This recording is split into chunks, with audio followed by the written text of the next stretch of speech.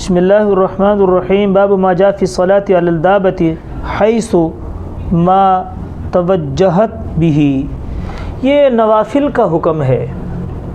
اور یہ بات یاد رکھیں کہ جانور کی پشت کے اوپر بیٹھ کے جو نماز پڑھنے کا حکم ہے اس میں صرف اونٹ کا دیا ہے کہ اونٹ کے اوپر بیٹھ کے آدمی اگر نفل نماز پڑھنا چاہے تو وہ پڑھ سکتا ہے، کیونکہ اونٹ جو ہے اس میں یہ کام ہوتا ہے کہ اونٹ کی مثال ریل کی طرح ہے کہ انجن لگا ہے، پیچھے ڈبیاں انجن کے ساتھ ہی ہیں، تو اس میں جو اگلا اونٹ ہوتا ہے وہ جس آدمی نے اس کو پکڑا ہوتا ہے، جس کو کیا کہتے ہیں، قائد کہتے ہیں، بس وہ مصروف ہوتا ہے، باقی اس کے جتنے پیچھے اونٹ ہوتے ہیں ان کی اگلے اونٹ کی جو نکیل ہوتی ہے پچھلے اونٹ کے دم کے ساتھ یا کجاوے کے ساتھ باندھ دیتے ہیں، جتنے مرضی اونٹ ہوں، چاہے 100 ہوں چاہے 1000 ہوں، پھر وہ سارے اونٹ اس اونٹ کے پیچھے چلتے ہیں۔ ایک بات، دوسرا یہ ہے کہ ان کی چونکہ اس کو چلانا نہیں پڑتا، اونٹ کو جیسے میں نے عرض کیا چلانا نہیں پڑتا، بس وہ اگلے اونٹ کو ایک آدمی نے پکڑا، پچھلے اونٹ خود اس کے اوپر پیچھے چلتے ہیں۔ ایک بات تو یہ، دوسری ان کی مثال ریل کی طرح ہوتی ہے، اس کی جو رفتار ہوتی ہے بڑی سلو ہوتی ہے، تو جب ایک مرتبہ چل جائے تو اس میں بھی اگر کوشش کرے کہ قبلہ، حالانکہ جانور کے اوپر جو نفل نماز پڑھی جائے اس میں نہ تو جانور کی پشت کا پاک ہونا ضروری ہے اور نہ قبلے کا تعین شرط ہے، جس طرف جانور جا رہا ہے اسی طرف آپ نفل نماز پڑھ سکتے ہو۔ اشارے کے لیے یہ ہوگا کہ رکوع کے لیے تھوڑا کم جھکنا پڑے گا، سجدے کے لیے کچھ زیادہ جھکنا پڑے گا اشارے سے، لیکن یہ گھوڑے پہ آپ نہیں پڑھ سکتے کیونکہ گھوڑے کو چلانا پڑتا ہے اور اس پہ نماز آدمی جب چلائے گا تو عمل کثیر ہوگا جو نماز کو فاسد کر دیتا ہے۔ اسی طرح یہی حکم گاڑی، بس اور کار کا ہے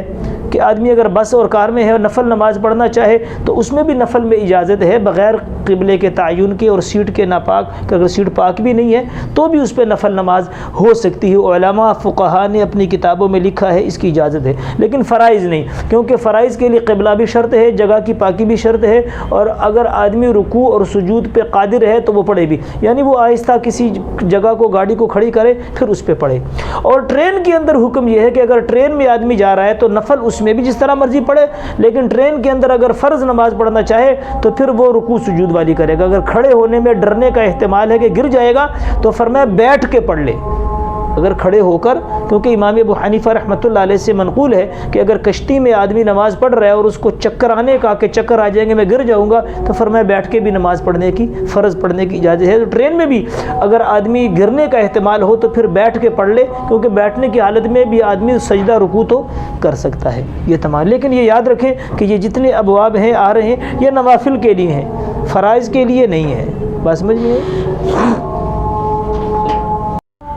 ٹرین کے اندر اگر نماز پڑھنی ہے اور تو اس کے لیے قبلہ کا شرط ضروری ہے، قبلے کا تعین کرے، اور اس کا طریقہ یہ ہے کہ چونکہ پلیٹ فارم کے اوپر نماز نہیں پڑھنی چاہیے کیونکہ وہاں پر گاڑی کم وقت رکتی ہے، اگر وقت زیادہ ہو تو اتر کے نماز پڑھے، لیکن اگر وہ مثال کے طور پہ گاڑی نہیں رک رہی، نماز کا وقت ہے، نماز نکل رہی ہے، تو پھر آپ کھڑکی سے کوئی جو راستے میں مساجد آتی ہیں تو مساجد سے بھی تعین کر سکتے ہیں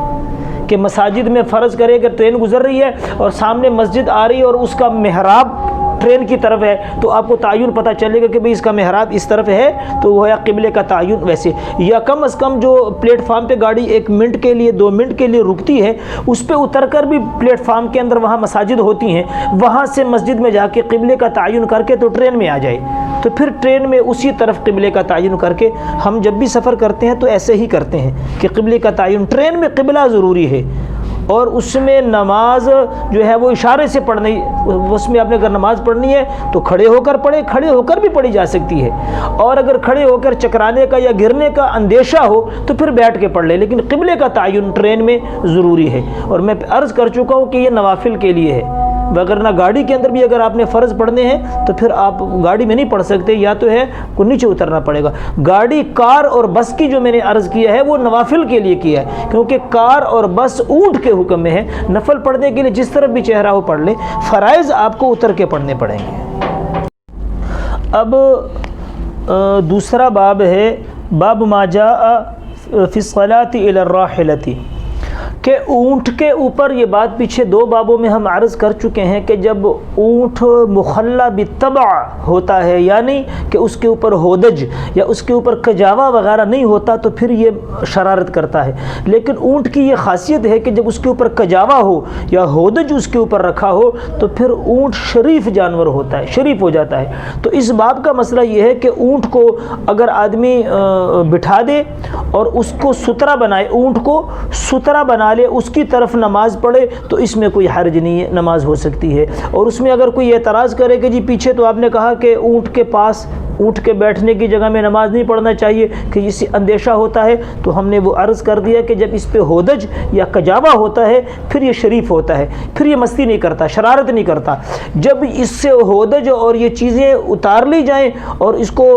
کھلا چھوڑ دیا جائے پھر یہ شرارت کرتا ہے۔ تو اس باب میں مسئلہ یہ ہے کہ اونٹ کو اگر قبلے کی طرف ایسے بٹھایا جائے اور اونٹ کی طرف نماز پڑھی جائے اونٹ کو سترا بنا کر، تو اس میں کوئی حرج نہیں ہے، جائز ہے، بشرطے کہ اس پہ ہودج اور کجاوا ہو۔